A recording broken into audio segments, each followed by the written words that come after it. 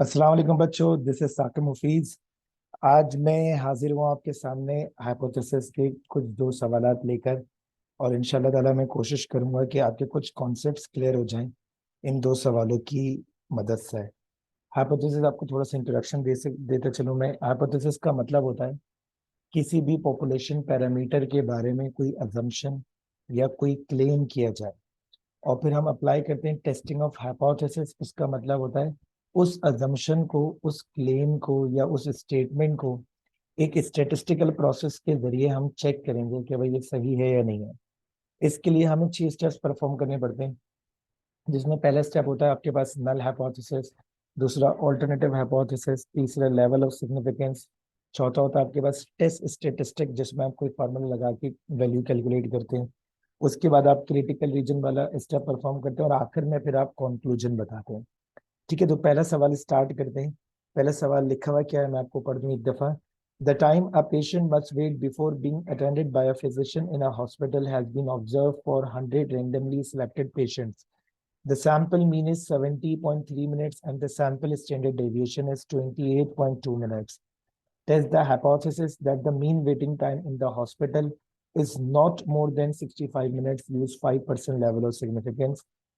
Claim या उसकी assumption हमेशा क्वेश्चन में मेंशन किया जाता है। इस सवाल में लिखा हुआ ये कि एक हॉस्पिटल ने क्लेम किया कि हमारे पास किसी भी पेशेंट को 65 मिनट से ज्यादा वेट नहीं करना पड़ता किसी भी फिजिशियन से मिलने से पहले पहले। ये हॉस्पिटल का क्लेम है कि 65 मिनट से ज्यादा टाइम नहीं लगता। हॉस्पिटल ने हमें ये क्लेम किया। इसको क्लेम चेक करने के लिए इसके पहले हमें एस्टेब्लिश करनी पड़ेगी बेटा नल हाइपोथेसिस और ऑल्टरनेटिव हाइपोथेसिस। कैसे डेवलप करते हो मैं आपको एक सॉल्व करके दिखाता हूँ सवाल। पहला स्टेप बेटा, नल हाइपोथेसिस। नल हाइपोथेसिस को हमेशा एच नॉट से शो करोगे। ठीक है, हॉस्पिटल की मैनेजमेंट का क्लेम क्या है कि कभी भी 65 मिनट से ज्यादा टाइम नहीं लगता। मैं आपको दिखाना चाहता हूँ कि देखो हॉस्पिटल वाली मैनेजमेंट ने जो बोला उससे बन क्या रहा है। उसकी स्टेटमेंट से लिखा not more than 65 minutes. Not more than 65 minutes का मतलब क्या हुआ, 65 मिनट से ज्यादा नहीं लगते। या तो 65 मिनट्स लगते हैं या 65 मिनट से कम टाइम लगता है बेटा। हॉस्पिटल की मैनेजमेंट ने ये बोला। अब इसकी अपोजिट बात क्या होगी, नहीं जी हॉस्पिटल की मैनेजमेंट गलत कह रही है, 65 मिनट से ज्यादा टाइम लगता है। तो इसकी जो अपोजिट डेवलप होगी वो होगी ग्रेटर देन 65। अब आपको डिसाइड करना है इन दोनों में से एक नल है और एक ऑल्टरनेटिव हाइपोथेसिस है। नल हाइपोथेसिस के लिए जरूरी होता है बेटा कि उसमें इक्वालिटी मौजूद हो, और वो इस वक्त मुझे इधर नजर आ रही है। तो इसका मतलब ये वाली जो है वो नल हाइपोथेसिस है, जिसको हम एच नॉट से शो करते हैं, और ये ऑल्टरनेटिव हाइपोथेसिस है जिसको हम H1 या HA से शो करते हैं।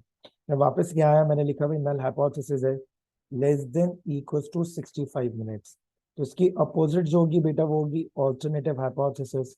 ऑल्टरनेटिव हाइपोथेसिस बेटा बनेगी H1 mu is greater than 65 minutes. Level of significance अगला स्टेप है मेरा, जिसका मतलब होता है प्रोबेबिलिटी ऑफ टाइप 1 एरर। इसको मैं डिटेल में अलग मजीद डिफाइन करूंगा। फिलहाल सवाल के सोल्यूशन में मैं आपको बता देता हूँ कि क्वेश्चन में गिवन होता है लेवल ऑफ सिग्निफिकेंस इज 5% बेटा। 5% का मतलब 0.05, ये आ गया लेवल ऑफ सिग्निफिकेंस। चौथा स्टेप बेटा जो हम परफॉर्म करते हैं वो होता है टेस्ट स्टेटिस्टिक, जिसमें हम लोग जेड कैलकुलेटेड या टी कैलकुलेटेड की वैल्यू निकालते हैं। और इसके अंदर तीन केसेस होते हैं मेरे पास, मैं आपको भी बता देता हूँ केस 1 है क्या मेरे पास। जहां मुझे पॉपुलेशन की स्टैंडर्ड डेविएशन पता हो, पॉपुलेशन की स्टैंडर्ड डेविएशन ना पता हो, उसको देखकर मैं अपने फॉर्मूले यूज करता हूँ। यहाँ पर देखो बच्चों लिखा हुआ क्या था, लिखा हुआ था sample mean is 70.3 and the sample standard deviation is 28.2। Sample की स्टैंडर्ड डेविएशन मुझे दी गई है। तो जो फॉर्मूला मैं इस्तेमाल करने वाला हूँ आपके लिए वो है बेटा Z cal is equal to X bar minus mu और स्टैंडर्ड एरर यानी S upon under root N. Population की स्टैंडर्ड डेविएशन के बजाय सैंपल की स्टैंडर्ड डेविएशन इस्तेमाल की है।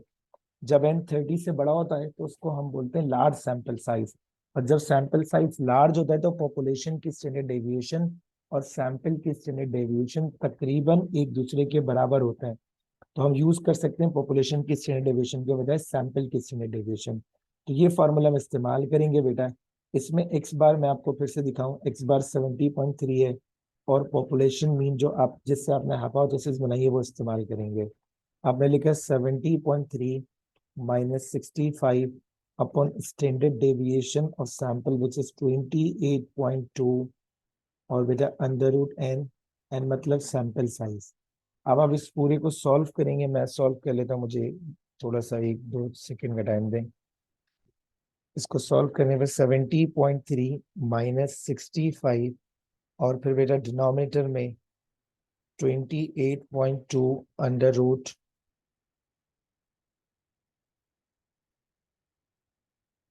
28.2 अंडर रूट एन, एन 100 है बेटा, इट इज 1.88। जेड कैल की वैल्यू आ गई बच्चों मेरे पास 1.88। ठीक है बच्चों, ये मैंने लिख दिया आपके लिए जेड कैल। इसके बाद आ जाइए बेटा नेक्स्ट स्टेप। नेक्स्ट स्टेप होता है मेरे बच्चे मेरे पास critical reason. Step number 5।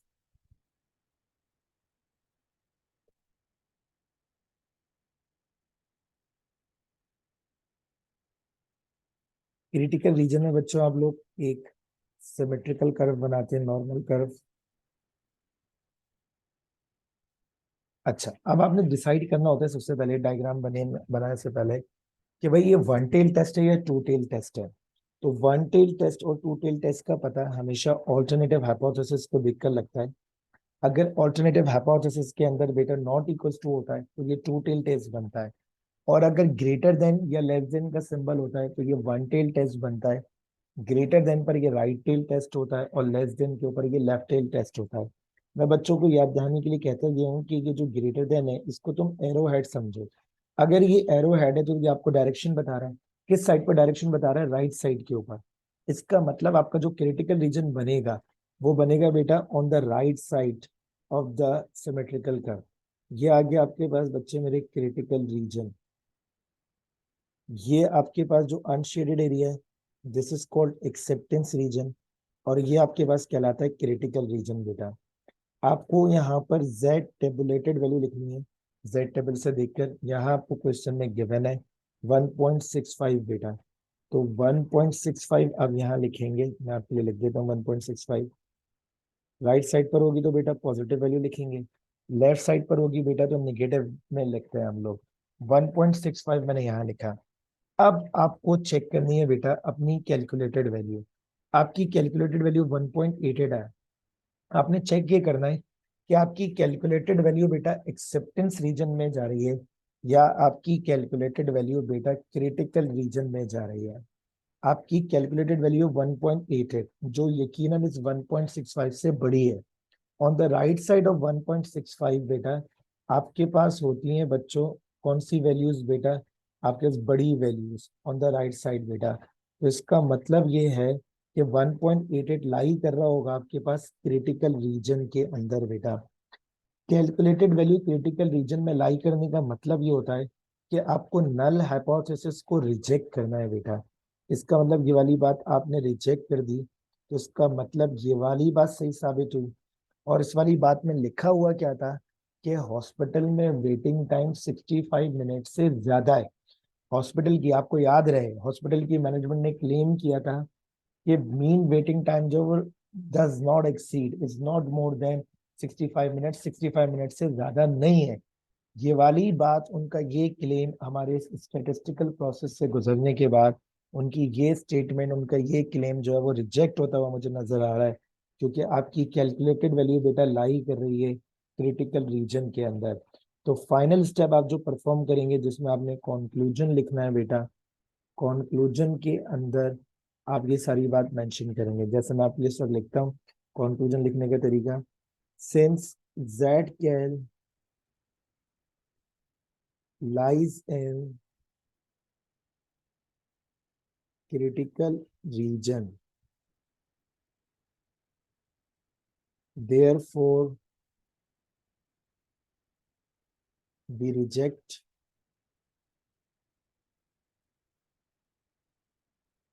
null hypothesis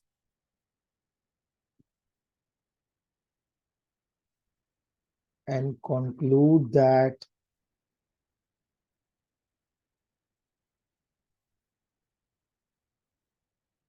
mean waiting time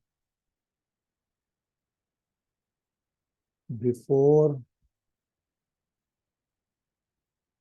being attended by physician is more than 65 minutes. इसका मतलब हॉस्पिटल की मैनेजमेंट का जो क्लेम था ना बेटा, वो गलत साबित हो गया। हॉस्पिटल की मैनेजमेंट ने क्लेम किया था कि 65 मिनट से ज्यादा टाइम नहीं लगता। हमने ये पूरा चेक करने के बाद आखिर में कंक्लूड ये किया कि नहीं जी, हॉस्पिटल की मैनेजमेंट गलत क्लेम कर रही है। यहाँ पर पेशेंट को ऑन एन एवरेज 65 मिनट से ज्यादा वेट करना पड़ता है डॉक्टर से मिलने से पहले पहले में। तो बेटा ये था आपके पास हाइपोथेसिस का मेरा पहला सवाल, जो आपके सामने मैंने सॉल्व किया। उम्मीद है कि आपको समझ में आया होगा।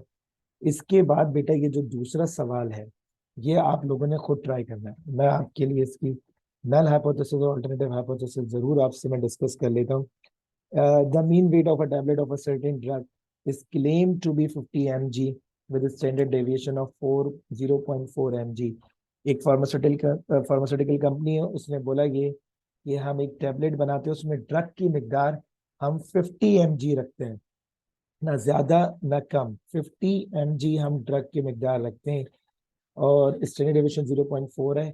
ये पॉपुलेशन की स्टैंडर्ड डेविएशन है, सैंपल का जिक्र नहीं आया। ये 10 20 30 40 100 150 200 टैबलेट्स की स्टैंडर्ड डेविएशन नहीं है। वो फार्मास्यूटिकल कंपनी जितनी टैबलेट्स बनाती है उन तमाम की स्टैंडर्ड डेविएशन है। इसका मतलब ये पॉपुलेशन की स्टैंडर्ड डेविएशन है। सैंपल का जिक्र अब शुरू हो रहा है बच्चों। Sample of 25 tablets showed a mean weight of 50.18 mg. Using 1% level of significance, can we conclude that the desired weight is properly maintained? जिन्होंने मुझसे बात की बेटा, डिजायर्ड वेट क्या आता है? 50 mg। Desired weight properly maintain कब नहीं होगा? जब 50 mg से ज्यादा हो या 50 mg से कम हो बेटा। इसका मतलब दो कंडीशन में डिजायर्ड वेट प्रॉपरली मेंटेन नहीं होगा। वो कौन है बेटा? जब 50 से ज्यादा हो या 50 से कम। अब मुझे नल हाइपोथेसिस और अल्टरनेटिव हाइपोथेसिस को चेक करना है। तो जो ऊपर वाली स्टेटमेंट है बेटा, जो म्यूजिक 50 लिखा है मैंने, ये नल हाइपोथेसिस है क्योंकि इसमें इक्वालिटी है, और दूसरी वाली अल्टरनेटिव हाइपोथेसिस है। नॉट इक्वल टू की वजह से बेटा ये बनेगा आपके पास टू टेल टेस्ट। ठीक है बेटा, ये स्टेप नंबर 1 था, ये स्टेप नंबर 2। यहाँ पर जेड टैप बेटा, जेड टैप से पहले level of significance, of course level of significance is 1% which mean 0.01। और चौथे स्टेप में बेटा आप यहाँ पर जेड कैल निकालोगे। पॉपुलेशन की स्टैंडर्ड डेविएशन नोन है, x bar minus mu standard deviation, और ये रूट है। यहाँ से आप इसको सॉल्व करेंगे बेटा, और यहाँ से आपने कंप्लीट खुद करना है और मुझे बताना है कि आपसे हुआ या नहीं हुआ। उम्मीद है आपको समझ में आया होगा। आज के लिए इतना, इंशाल्लाह फिर कभी हाजिर होंगे दोबारा किसी वीडियो के साथ। Thank you very much. अल्लाह हाफ़िज़।